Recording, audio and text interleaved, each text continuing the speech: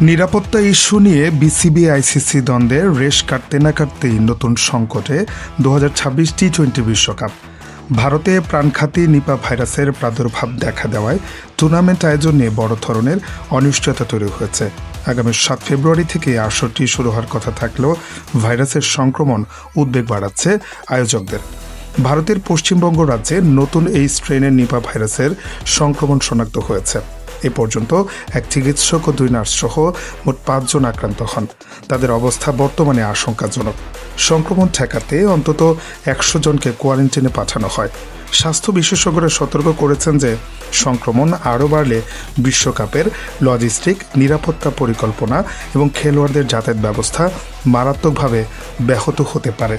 নিপা ভাইরাসের এই প্রাদুর্ভাব এমন সময় এলো যখন বিশ্বকাপ থেকে বাংলাদেশের বাদ পড়া নিয়ে বিতর্ক তুঙ্গে। নিরাপত্তার শঙ্কায় ভারতে বিশ্বকাপ খেলতে বিসিবির অসম্মতি জানানোর পর আইসিসি বাংলাদেশের পরিবর্তে স্কটল্যান্ডকে যুক্ত করেছে। তবে ভাইরাসের নতুন এই ধাক্কায় এখন অন্যান্য দেশের অংশগ্রহণ নিয়েও প্রশ্ন উঠছে।